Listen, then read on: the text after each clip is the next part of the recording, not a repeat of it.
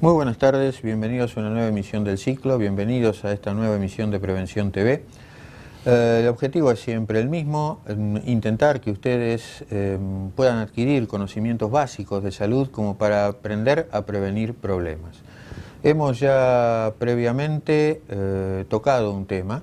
Ese tema fue tocado de alguna manera, diría desde el punto de vista diagnóstico, ¿no? Que fue el de las adicciones. Sí, fundamentalmente lo que habíamos charlado era el impacto de las adicciones, o sea, en este caso charlamos de la cocaína y de la marihuana, el impacto sobre la estructura cerebral, visto desde el punto de vista de un neurólogo. Correcto. Hoy la idea es encarar el tema desde otro punto de vista. Hoy vamos a tener aquí un licenciado, el licenciado Avena, que ha estado en ediciones anteriores del programa. La idea es justamente hablar de detección y tratamiento de lo que son las adicciones. Así que luego de un breve corte vamos a estar con el licenciado abordando el problema.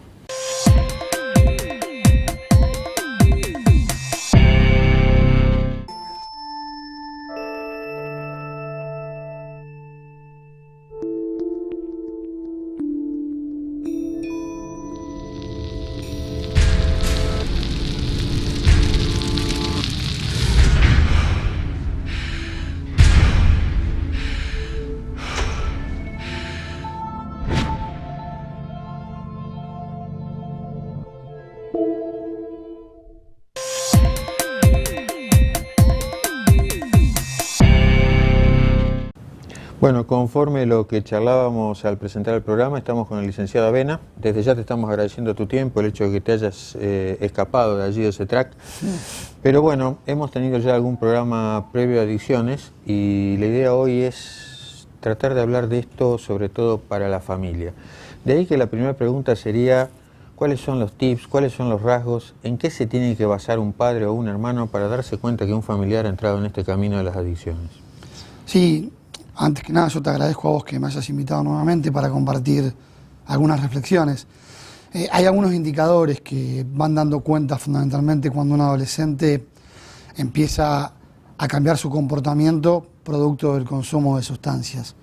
Nosotros lo que vamos viendo es que en los consumos problemáticos que se dan en el inicio de la adolescencia, no exclusivamente, pero al inicio de la adolescencia, empieza a haber cambios muy importantes en el adolescente, como ser cambio en el grupo de pares, se empieza a juntar con amigos que en la familia no conocemos habitualmente, a veces se dan cambios en la forma de vestir, que es esperar en la adolescencia, pero que muchas veces en el que está usando drogas es mucho más descuido.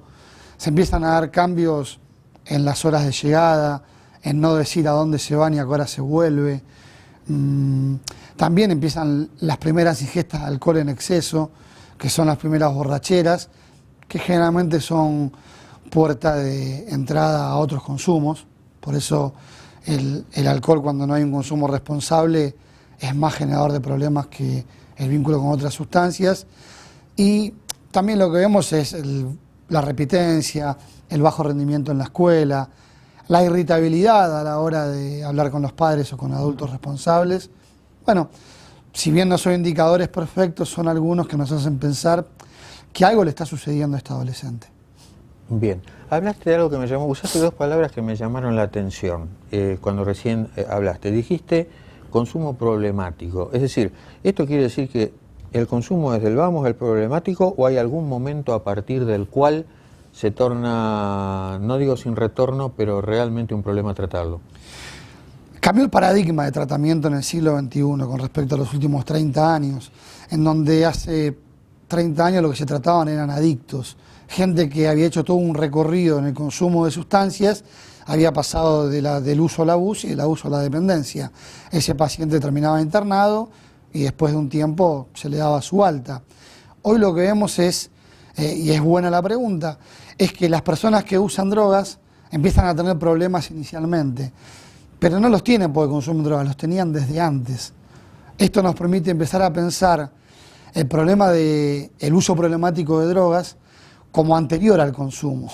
Generalmente las personas que atendemos que vienen con usos problemáticos, no por ser un adicto que está en la última instancia de la enfermedad, sino por haber tenido un montón de dificultades en el vínculo con lo social, con lo cultural, con su familia, con las obligaciones y las responsabilidades. Bueno, esos son los pacientes que atendemos, pero que nos damos cuenta que estaban enfermos o que tenían grandes dificultades mucho antes de tomar contacto con la primera sustancia y con haber hecho un consumo excesivo de la misma. A eso les llamamos uso problemático.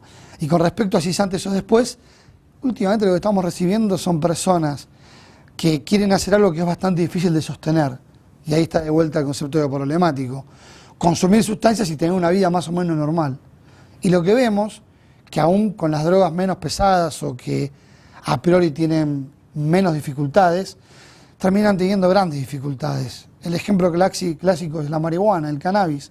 El cannabis hoy ha tenido o está teniendo una gran aceptación cultural, hay como cierta legalización en lo social. Sin embargo, recibimos pacientes que no son dependientes del cannabis, pero que por usar marihuana se pelearon con su novia, abandonaron el colegio, dejaron de hacer el deporte que les gustaba. Sin ser dependientes. Sin ser dependientes, con un consumo problemático, porque ese uso de sustancias o ese uso del cannabis, si bien no es un uso de dependencia, lo termina obturando para realizar un montón de actividades de la vida cotidiana y para poder pasarla mejor, a pesar que a priori el cannabis prometa que se la va a pasar mejor fumando, ¿no? No termina dando ese resultado muchas veces.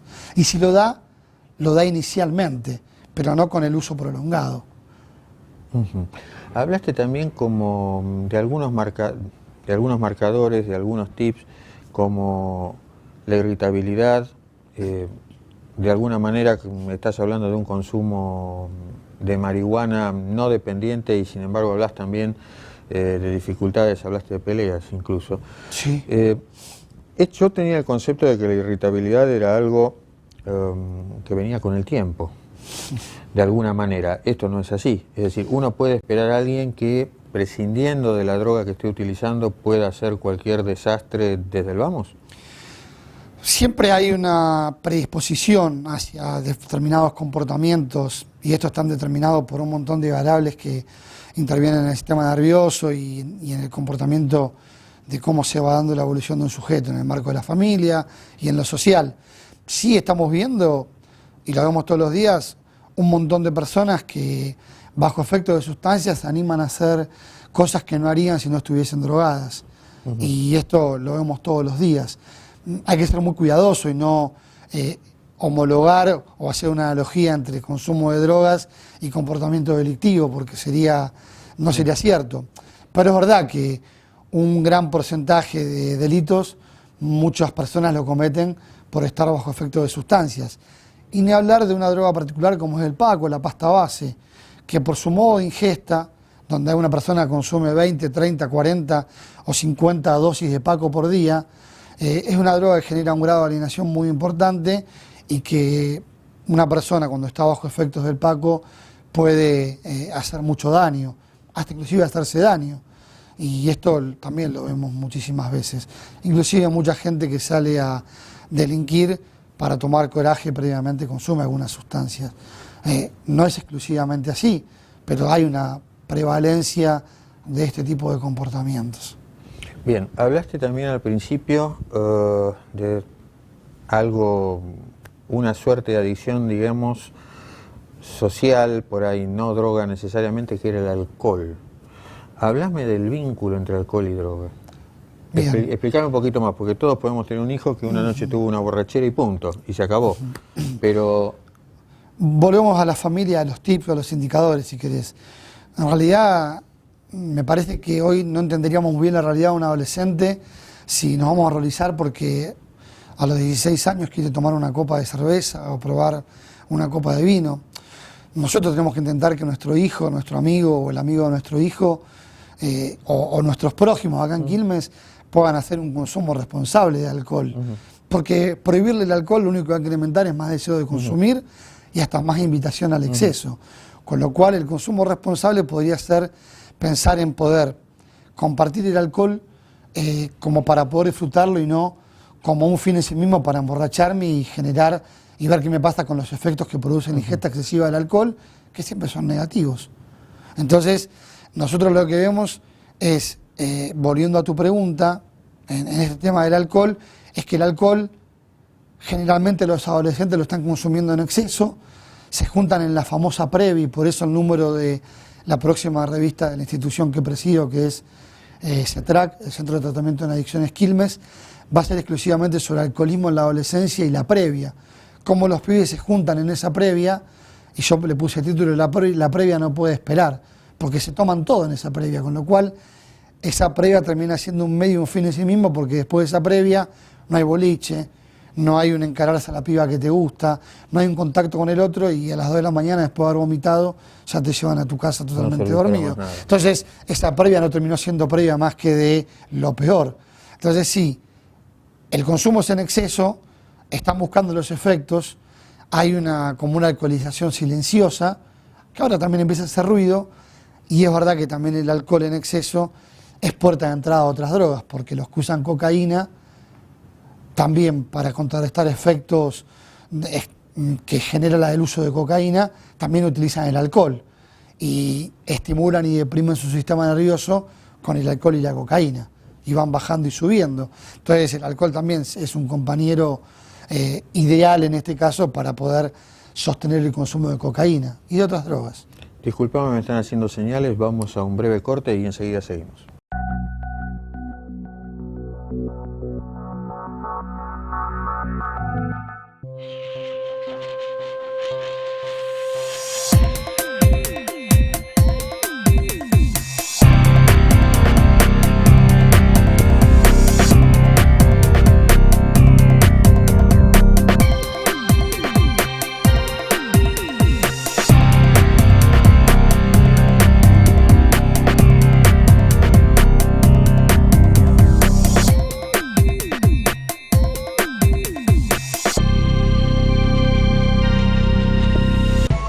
Desde que usted contrata una cobertura médica hasta que comienza a utilizarla, todas las empresas son iguales.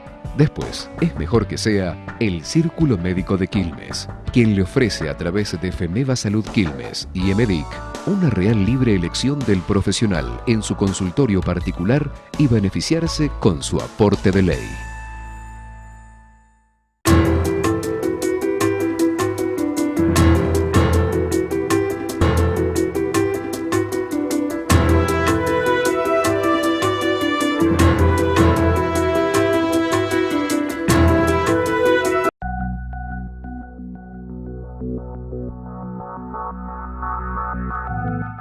Bueno, volviendo del corte, una vez más abordando la problemática. No te voy a preguntar puntualmente por lo que hace el Estado argentino ni hoy ni antes, pero quiero que me señales diferencias entre campañas y programas. ¿Qué es qué? ¿A qué nos tenemos que atener? ¿A quién seguir? Vos no me preguntás, pero yo me tengo que, para contestar la pregunta, sí tengo que apelar a qué está pasando. Hace muchos, creo que en Argentina nunca tuvimos un plan o un programa integral de abordaje al consumo problemático de drogas. Entonces, lo que se han hecho son campañas que lo que han demostrado es un muy bajo impacto para modificar la epidemiología de esta enfermedad, y hasta muchas veces han incrementado el consumo porque han generado más apología y curiosidad que estrategias de intervención serias para cambiar comportamientos. Porque las campañas generalmente lo que tienen en sí mismas como mensajes son algún mensaje preventivo bajo amenaza de muerte. Y es muy raro que alguien deje de hacer algo porque le dicen que se va a morir. Por lo menos la gente no cambia el comportamiento. La gente cambia el comportamiento cuando se piensa y se plantean estas problemáticas desde otro lugar. Cuando podemos empezar a pensar para armar un programa y una campaña, la campaña empieza hoy y termina mañana, y generalmente no se monitorea. El programa o el plan sistemático está hecho de intervenciones que se van evaluando en el tiempo y que vamos midiendo causa-efecto. Y vamos viendo año tras año, cada un semestre, qué hicimos bien, qué tenemos que modificar. Y fundamentalmente hay una diferencia. En el programa, el sujeto que tiene problemas es actor. En realidad tenemos que consultar a la gente también qué necesita. Porque nosotros podemos pensar que la población que consume drogas necesita una cosa y la gente también necesita otra cosa. Cuando yo fui en el 2000 a un Congreso Mundial de SIDA en Sudáfrica, íbamos a llevar antirretrovirales para que los pacientes se traten. En Sudáfrica se concentraba en África el 90% de la población con HIV. Sin embargo, la gente pedía que haya agua potable. Entonces no teníamos bien hecho el diagnóstico, no necesitaban antirretrovirales o medicamentos para el HIV. Nosotros podemos saber qué se necesita para modificar el curso de esta epidemia que vivimos en el Gran Buenos Aires. Por otra parte, la vamos a saber si vamos a buscar a la gente y le invitamos a que se acerque y a darle una respuesta para un consumo problemático. Ahora, si estigmatizamos y discriminamos, nos va a costar mucho más que la gente llegue al consultorio a tratarse. Hasta ahora el Estado argentino, a veces con buena voluntad, a veces sin ningún tipo de voluntad, porque este tema no le interesa tanto, no ha podido hacer mucho con esto. Y a veces lo han hecho más de la intuición que desde un programa serio de entender el porqué. Y de entender este último concepto que hablamos hoy. La gente consume drogas porque está enferma. La gente no se enferma porque consume drogas. Si no entendemos este concepto, no vamos a poder abordar desde el Estado y con políticas públicas claras en salud pública esta problemática que tiene muchos años. Concretamente, todo lo que se puede hacer o lo más que se puede hacer depende de ONGs, entonces. Y bueno, pero ahí hacemos un mea culpa, porque históricamente nosotros que somos profesionales de la salud, en términos generales le hemos dado la espalda a la problemática de las adicciones. Entonces los primeros resortes que atendieron esta problemática fueron Alcohólicos Anónimos tratando del par al par, Narcóticos Anónimos, las organizaciones donde no había nada mejor para un adicto que otro adicto. Bueno, hoy esto es insuficiente, hoy necesitamos de tratamientos mixtos. La experiencia del adicto que pasó por la recuperación, con la experiencia del médico o del psicólogo especializado en esta problemática, que tiene herramientas indispensables. Con ese abordaje vamos a poder trabajar bien con los pacientes. Por eso seguramente necesitamos cambiar el modo de abordaje de esta problemática. La pregunta del millón, antes de que me cuentes qué hacen en tu institución. La pregunta del millón va, paciente fulano, no importa el nombre, adicto, se trata, tiene la voluntad de tratarse. Uno puede decir que realmente se cura, se controla, es candidato a recaer. ¿Cómo se maneja todo eso? Bueno, vos lo debes saber mejor que yo, porque trabajás con patologías crónicas. Entonces, lo que te iba a comentar seguramente vamos a estar de acuerdo. Nosotros tratamos enfermedades, creo que curamos muy poco.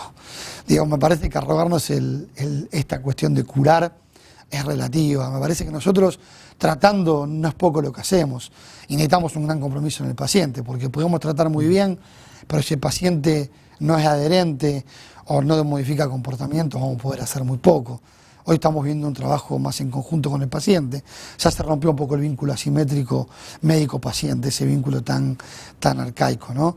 Y me parece que esta enfermedad es crónica, que dura toda la vida, pero yo todas las semanas estoy con personas que hace 5, 10, 15 o 20 años que han dejado de consumir sustancias y se mantienen limpios en el tiempo, pero porque han cambiado su comportamiento, porque han cambiado, tienen un proyecto de vida que antes no tenían, porque cambiaron una cultura. Tenían una cultura del consumo, que era una cultura tumbera, la cultura de la impulsividad, la cultura de la compulsión, la de la deslealtad, y hoy enarbolan la cultura de la recuperación. ¿Qué cultura es la de la recuperación? La de la no traición, la de la solidaridad, la de romper con el egoísmo, la de compartir con el otro. Esa cultura hace que un paciente hoy se mantenga sobrio. Si una persona deja de consumir drogas y cree que ahí terminó el tratamiento, no ha hecho casi nada. Dejar de consumir drogas es condición necesaria, pero no es suficiente. Dejar de consumir drogas es el punto de partida. Ahora, si no modificás comportamientos, te seguís manejando con la verdad, con la mentira, con la manipulación al otro, con el egoísmo, con la falta de solidaridad, a la larga vas a volver a consumir. El antídoto para dejar de consumir y sostenerte en sobriedad y limpio en el tiempo es la cultura de la recuperación, que poco te estoy contestando la pregunta, es lo que hacemos en CETRAC. Tratar de que la gente pueda cambiar estilos de vida y entender que si a los pacientes le proponemos que dejen de consumir solo eso, no va a andar el tratamiento. Necesitamos que armen un proyecto de vida. Eso es lo que hacemos todos los días, con muchísimos defectos y con algunas virtudes, en el Centro de Tratamiento en Adicciones Quilmes, donde tratamos a toda la población que venga, a la que puede pagar el tratamiento, a la que puede pagar una parte y a la que no puede pagar nada. En estos 20 años hemos tratado a todos los pacientes que quisieron o solicitaron nuestra ayuda, con algunas virtudes y bastantes defectos. Pero ha servido. Hemos ayudado a muchos. ¿Qué tiempo tiene que estar alguien? O a lo mejor esto es individual, depende del consumo previo, depende del paciente, pero ¿hay alguna suerte, digamos, de internación? ¿Algún tiempo promedio en el que uno deba aislarlo del mundo? Sí, nosotros más que nada estamos trabajando con un criterio de no internación, que no implica no internar, sino que lo hacemos como un último recurso, porque como no recibimos pacientes tan graves con respecto a la adicción, las problemáticas que vemos tenemos más que ver con el consumo problemático. Entonces, hoy trabajamos más en hospital de día y tratamientos ambulatorios, porque lo que está comprobado es que con las largas internaciones, cuando el paciente vuelve a lo social, tienen más problemas que los que tenía antes. Y ese aislamiento no siempre se traduce en un beneficio en la reinserción social. Entonces me parece que apostar, si bien es más difícil, a un tratamiento ambulatorio, tratar de que el paciente siga en sociedad y que modifique los comportamientos mientras el tratamiento, va a tener un mejor impacto y un mejor beneficio a mediano y largo plazo. Creemos que un paciente que entra en recuperación en un dispositivo ambulatorio, que está compuesto por psicoterapia individual, psicoterapia casi diaria de grupo, abordaje multifamiliar, abordaje a las parejas que generalmente son codependientes, no lleva menos de 24 meses, porque vienen con 3, 4, 5 u 8 años de consumo, con lo cual, ¿cómo vamos a pretender cambiar comportamientos de 8 años de enfermedad con 6 meses de tratamiento? Por lo menos un estándar mínimo es de 2 o 3 años de recuperación. Después, siempre es el caso por caso. Funciona al lado, a 50 metros del dispensario municipal del Instituto de Medicina Preventiva Ramón Carrillo, en la calle Marcelo T. Alvear, 1049, entre Torcuato de Alvear e Islas Malvinas. Estamos hablando de Quilmes. De Quilmes Oeste, muy cerca del dispensario municipal, en la misma cuadra. En la misma cuadra. Perfecto. Noto aquí que trajiste algunas revistas puntuales. Este es el número 1. Ahora sale el número 2, que es todo sobre alcoholismo. Alcoholismo en la adolescencia. Es una revista de distribución gratuita que la distribuimos en Quilmes, en toda la ciudad. Perfecto. Porque de manera que los interesados, de lo contrario, pueden ir a retirarlas al CETRAC. A CETRAC tenemos el Facebook de la institución, que es CETRAC, que ponen, y también tenemos una página web y los teléfonos. Ok. Me siguen haciendo señales, nos tenemos que ir, se nos termina el programa. De cualquier manera, tienen los datos del CETRAC, el doctor los termina de dar, tienen la página de Facebook y allí, como bien los dijeron ellos, atienden todo tipo de consultas independientemente del nivel de ingresos, como para darle a la problemática el tratamiento que corresponde. Gracias. A ustedes. No, al contrario.